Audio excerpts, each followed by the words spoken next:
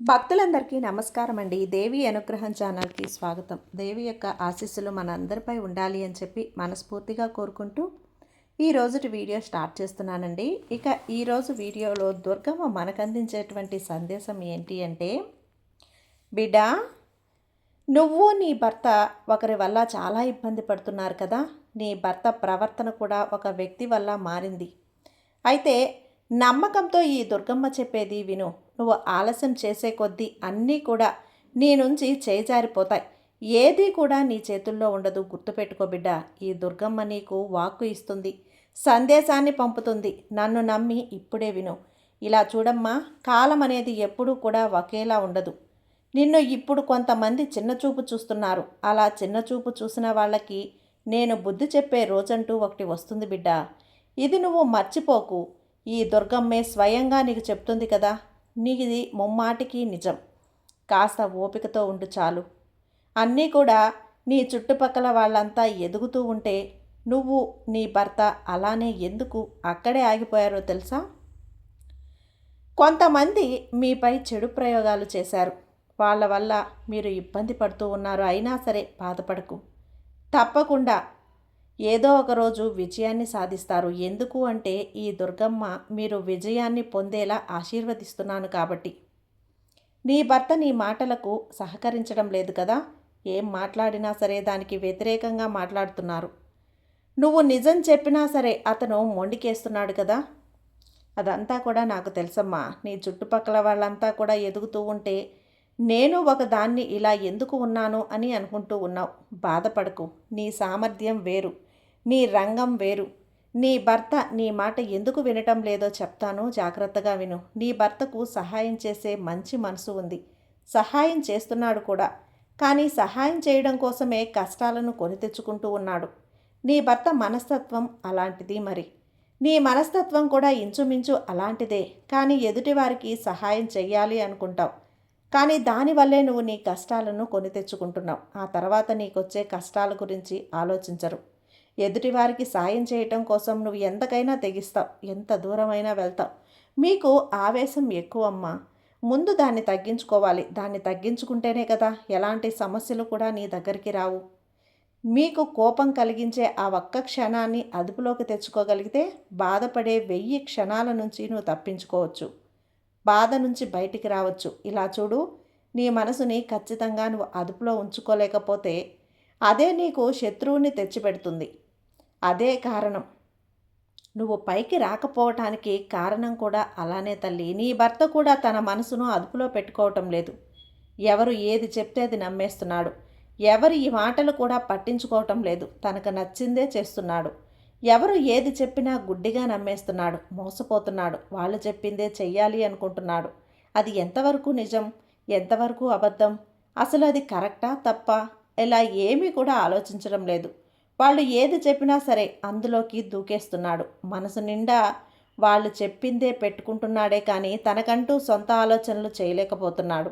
సొంత నిర్ణయాలు తీసుకోలేకపోతున్నాడు. ఇలా చూడు, నీకు బంధాల మీద చాలా ప్రేమ ఉంది కదా. కుటుంబ సభ్యులంటే చాలా ఇష్టం. కానీ వాళ్ళకి నీ మీద ఎలాంటి అభిప్రాయం ఉండదమ్మా. పైకి నీతో మాట్లాడుతున్నట్లు నటిస్తారే కానీ నీ వెనక ఉండి చాలా ఆలోచిస్తారు. బంధాలను కలుపుకోవటానికి కావలసింది డబ్బు కాదు, అందరూ ఎప్పటికీ కలిసి ఉండాలనే నమ్మకం. ఈ నమ్మకం నీకుంది కానీ ఎదుటి వాళ్ళకి లేదు బిడ్డ.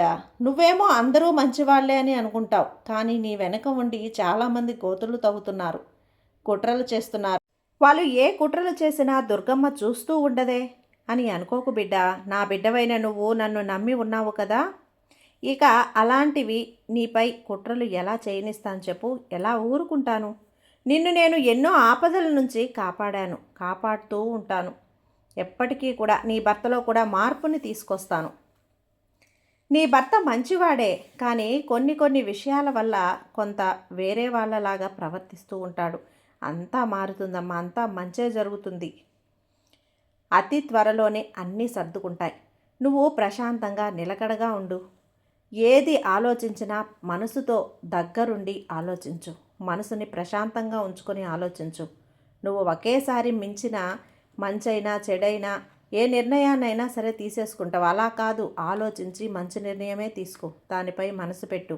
ఏ విషయమైనా సరే ఆలోచించు, అప్పుడు నిర్ణయం తీసుకో. నువ్వు వెంటనే నిర్ణయం తీసుకుంటే ఏం జరుగుతుందో నీకు తెలియదు కదా.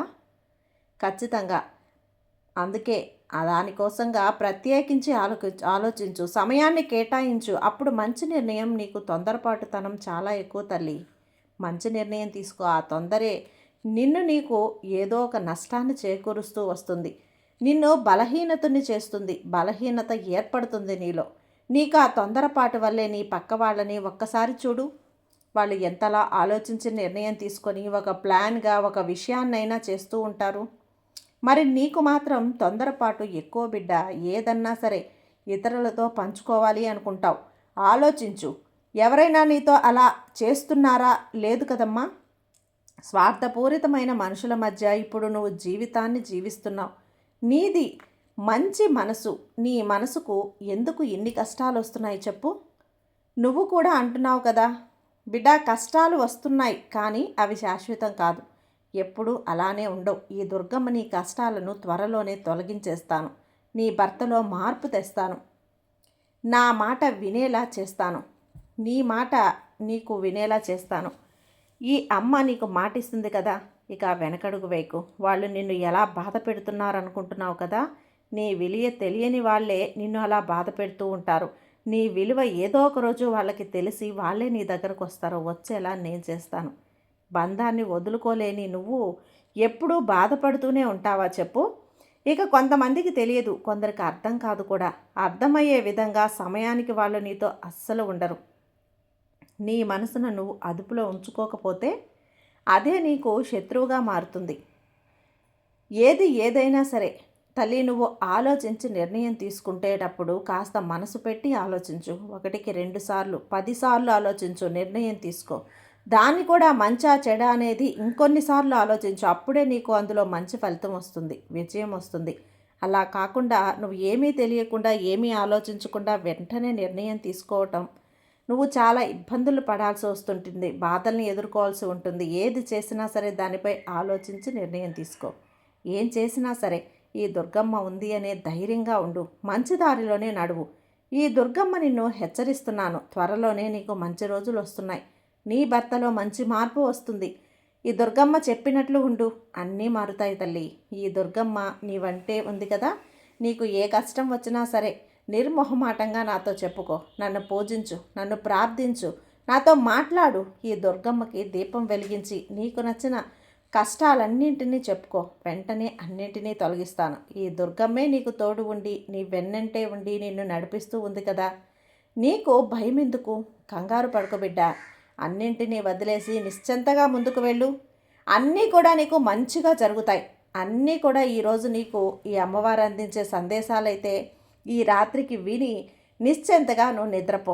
ఈ రాత్రి నువ్వు తృప్తిగా నిద్రపోయి తెల్లవారేసరికే నీకు అన్ని శుభవార్తలు నీ మనసు కుదుట పడుతుంది.